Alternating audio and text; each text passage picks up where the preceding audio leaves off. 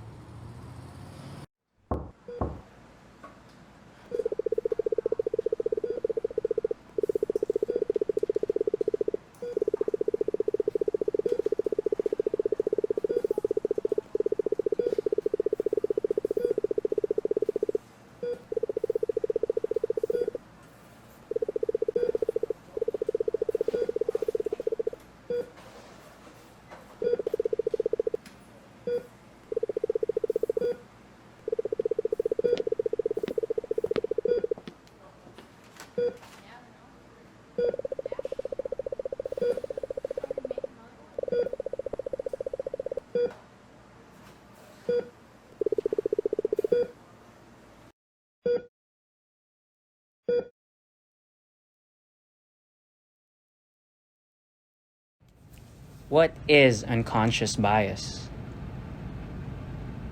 Attitudes or stereotypes that unconsciously alter our perceptions or understanding of our experiences, thereby affecting behavior, interactions, and decision making.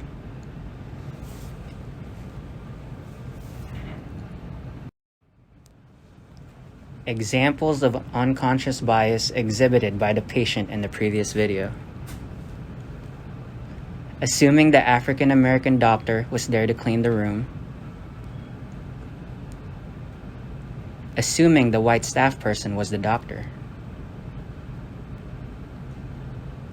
Believing the staff person was not a nurse because they were male. Being surprised the doctor was a female. How does unconscious bias impact healthcare? African American patients are on average underprescribed pain medication compared to white patients.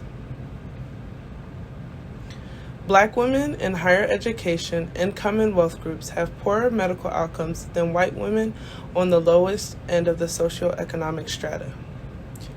Minority patients have higher rates of misdiagnosis compared to white patients. Example as told by a physician. Ms. Smith, a 60-year-old Black woman, presented to my office visibly upset about a recent appointment with a subspecialist. She had been treated poorly, she said, from the moment she arrived at the physician's office. Most telling, the patient said, was the subspecialist assumed her heart disease was related to a diet that included fried chicken and other Southern dishes. In reality, Ms. Smith has been a vegetarian for more than a decade, and her condition is more likely related to her family history.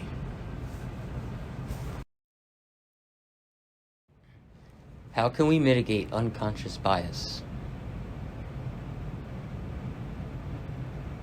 Self-reflect on our own personal biases. Question and actively counter stereotypes. Demonstrate curiosity about other cultures and exhibit cultural humility by understanding and accepting that we cannot be experts in all the cultures we encounter. Intentionally diversify our experiences.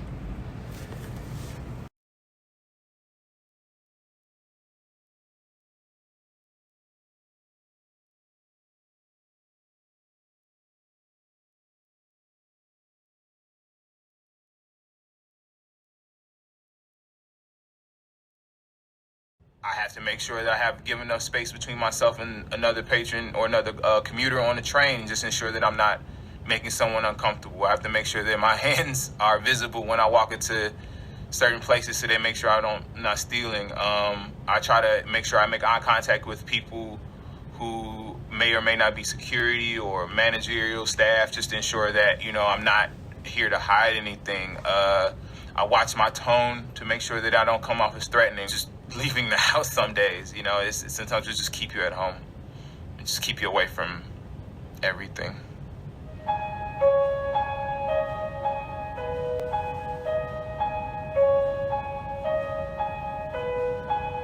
When I go into stores, sometimes I get followed, which is really annoying, and it just makes me uncomfortable, and sometimes I get anxiety, so I have to leave. Especially being a teen of color, they assume that you're doing something bad.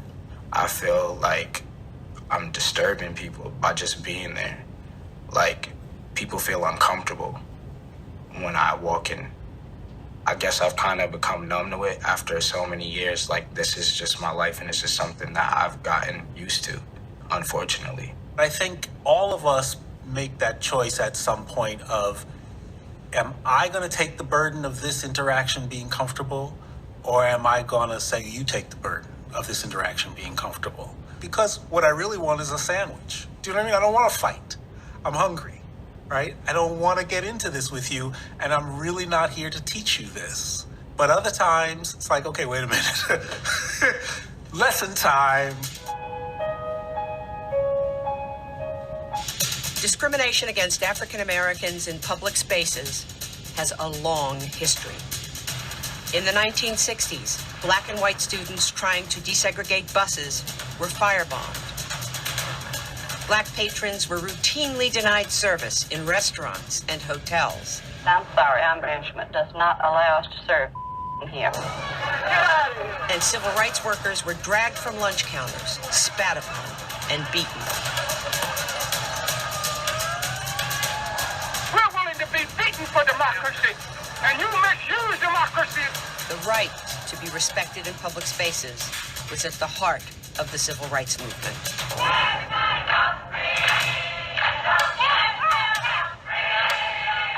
They keep thinking we begging them for something. We ain't begging for nothing. We telling them what is ours right now. The freedom movement of the 1950s and 60s insisted that the United States live up to its Constitution and allow equal access for all. Finally, the Civil Rights Act of 1964 was passed, outlawing discrimination in public spaces.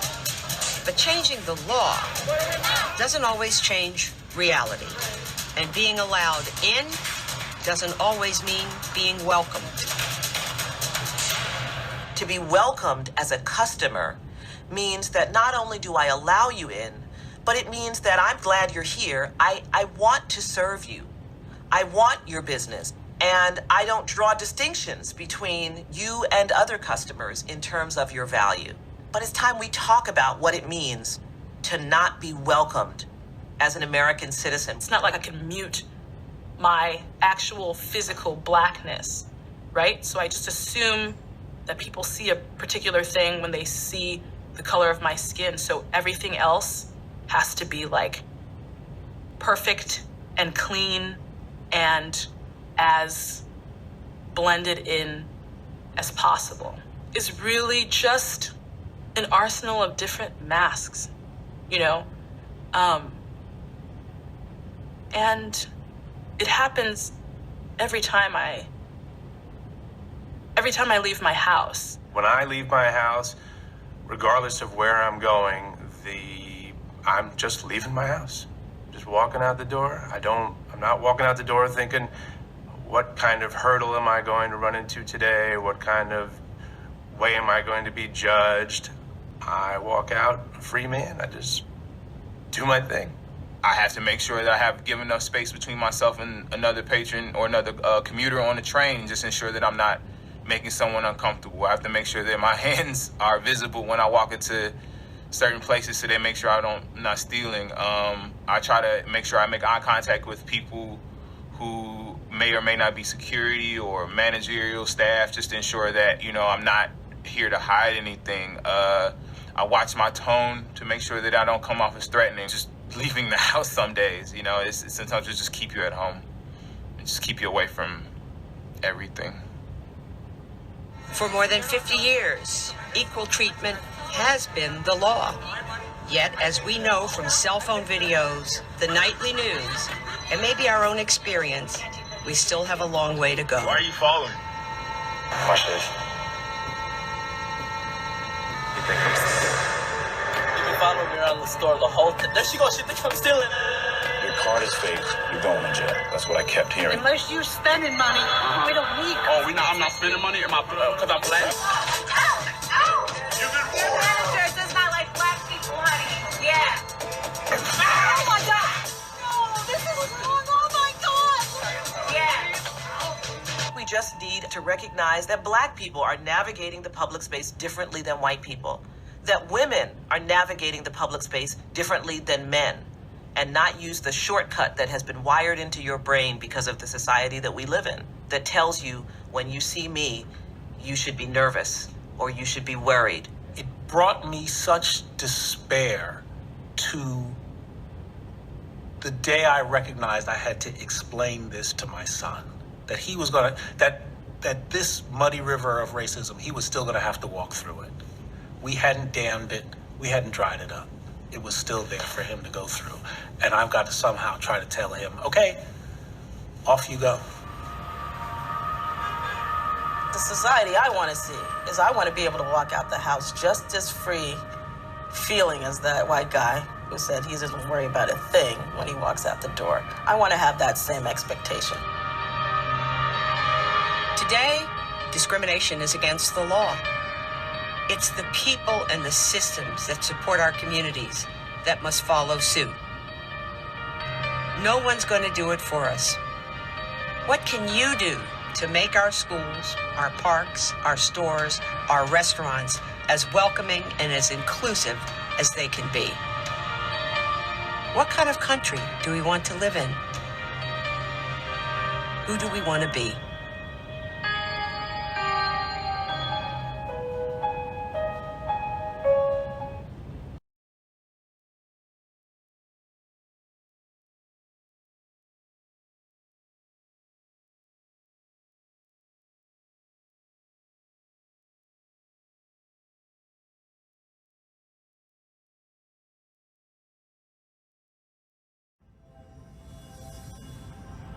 We're tired.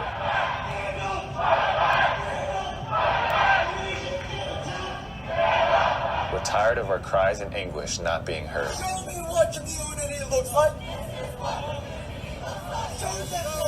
We're tired of our pain being overlooked. We're tired of keeping our heads down or not making any trouble when our elders are being assaulted, stabbed, and killed. Wouldn't you be? The hate-fueled attacks on Asian Americans are disturbing. But why are we surprised? For many of us as Asian Americans in this country, we know what it feels like to be told we don't belong, that we're perpetually foreigners. And even though others try to minimize us to one entity, we represent so many different cultures, so many different backgrounds, so many different stories. What do you think happens next in a society where we've normalized xenophobia at the highest levels? You need to leave. You do not talk about just like that. You need to leave.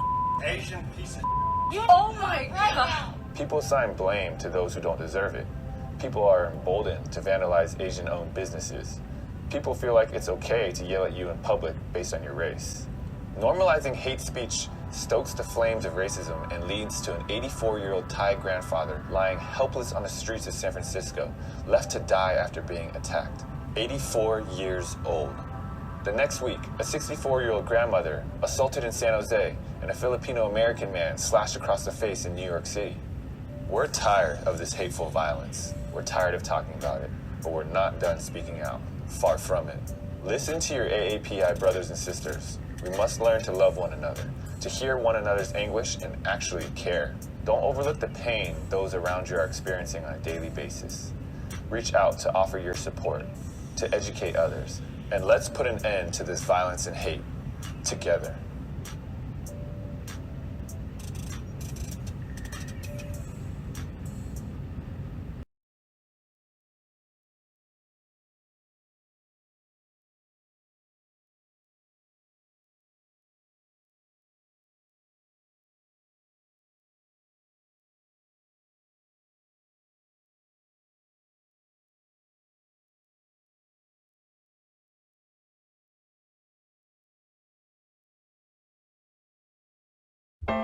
Got a package full of wishes, a time machine, a magic wand, a globe made out of gold. No instructions or commandments, laws of gravity or indecisions to uphold. Printed on the box I see, Acme's build a world to be. Take a chance, grab a piece, help me to believe it. What kind of world do you want? Think anything. Let's start at the start. Build a masterpiece. Be careful what you wish for. History starts now.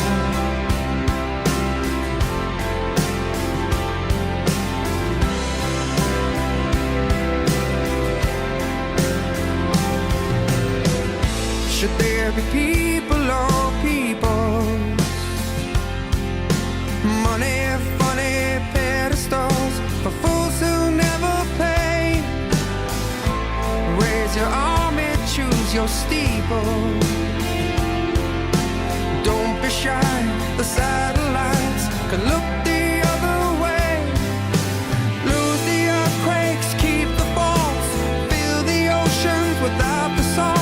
Let every man own his own hand. Can you dig it, baby? What kind of world do you want? Think anything. Let's start at the start. Build a masterpiece. Be careful what you wish for. History starts now. Sunlight's on the bridge, sunlight's on the way. Tomorrow's calling. There's more to this than love.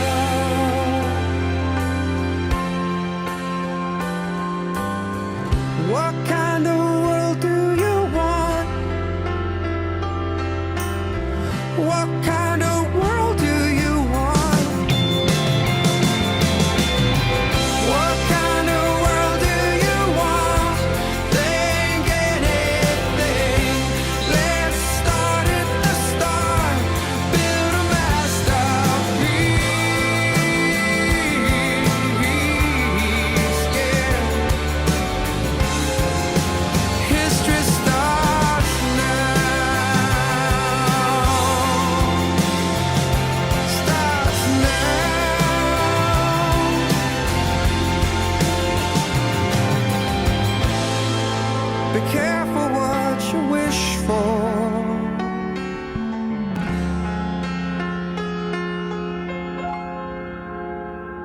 start now.